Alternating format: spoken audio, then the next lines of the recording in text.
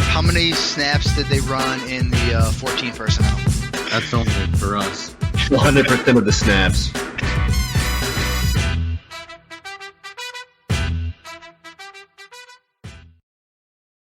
What's going on, everybody? Welcome into Start or Sit Wide Receiver Edition, Week 10 here. This is 14P Fantasy. I am your host, Justin Wright.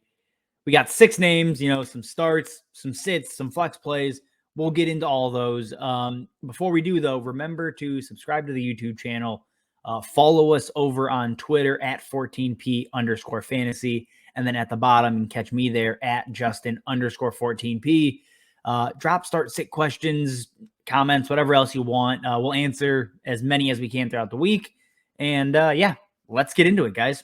All right, number 1, Julio Jones versus the New Orleans Saints. And Julio comes in as a sit. And again, I'm recording this before Sunday, obviously, so we do not know his status for the game. However, he left Thursday's practice early. He did not practice Friday. They said it's a hamstring issue again.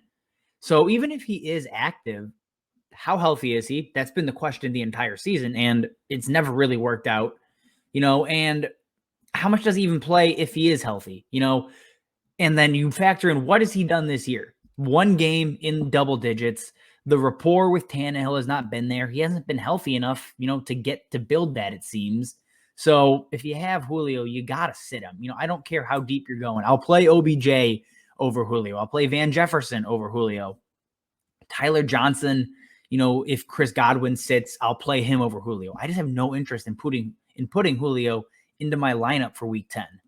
Number 2 here, we have Jeudy versus the Philadelphia Eagles. And Jeudy comes in as a wide receiver 2 for me. A top 24 guy this week. Philly is allowing an absurd completion percentage, just about 75% on the season.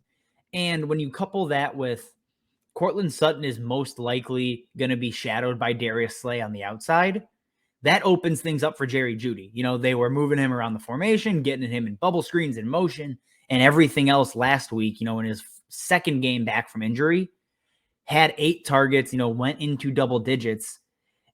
He's going to be a focal point in this offense. We saw it coming in week 1 before he went down. Again, 8 targets last week, so it's coming. The big Jerry Jeudy game is on its way, and it very well could be this week against Philadelphia.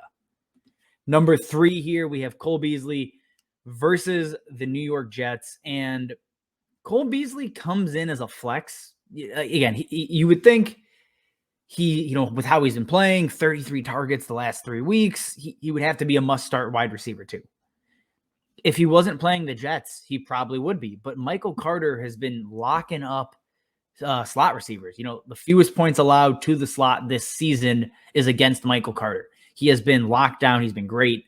So that gives you pause with Cole Beasley. Obviously, with bye weeks and injuries and other things going on, you probably have to start Cole Beasley, and that's not a bad thing, but I don't know if he gets into top 24 wide receiver territory unless he finds the end zone.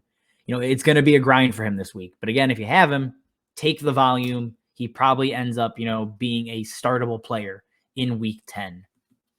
Number 4 on our list, we have Cole Beasley Jr. It's Hunter Renfrow versus the Kansas City Chiefs, and Renfrow actually comes in as a wide receiver too. The matchup is significantly better, obviously, than what Cole Beasley has.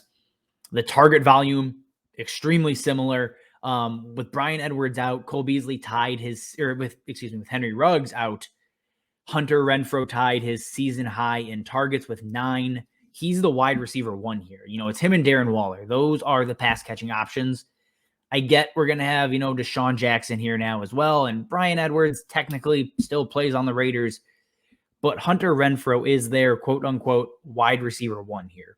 So with that being said, the likelihood he goes over 15 points, potentially hits 20, is a lot higher than you would assume for a guy like Hunter Renfrow. But the volume is there. He's looked there, in the red zone. He's targeted on every snap that matters. It's him or Darren Waller. So if you have Hunter Renfrow, you should be starting him. I think he's a top 24 wide receiver this week.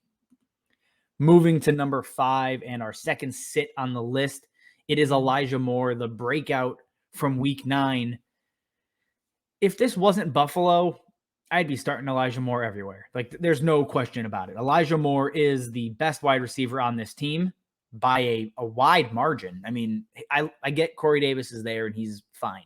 Elijah Moore has like true superstar potential in him, and I don't think we see it against Buffalo, but the rest of the season I will be starting Elijah Moore in most leagues. Again, it's just matchup. Allowing only 24.5 points a game as a whole to fantasy wide receivers each week. So it's really difficult to see the ceiling. You know, even with coming off of a loss, you get a little bit of extra juice from the defense maybe. I don't think this goes well for Buffalo, for Elijah Moore against Buffalo in week 10. All right, and to close us out, we have Van Jefferson versus San Francisco. If you haven't heard, Robert Woods tore his ACL on Friday. This is being recorded Saturday morning, so we have that news.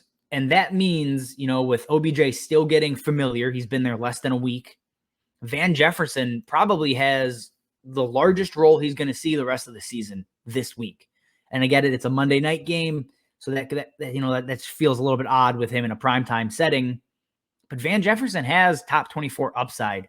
Again, he's been seeing over 6.5 targets the last 3 games. That's with a healthy Robert Woods. You know, you open up 8 to 9 targets. I don't think those all go to OBJ this first game, you know, his first game with the Rams. I think Van Jefferson has a chance to see, you know, 8 to 10 targets. And in a Rams offense, that should equal fantasy greatness. So, you know, he's a very viable flex play, obviously understanding there is a floor there in case OBJ just comes in and is immediately featured. But the ceiling is so interesting. Again, you're tied to Matthew Stafford. You're tied to this explosive offense. If you have Van Jefferson, this is the week I probably am the most excited to start him, you know, all season.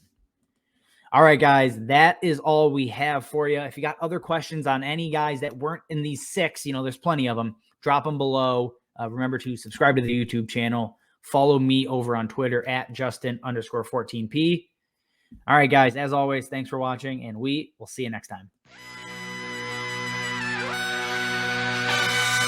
How many snaps did they run in the 14 personnel?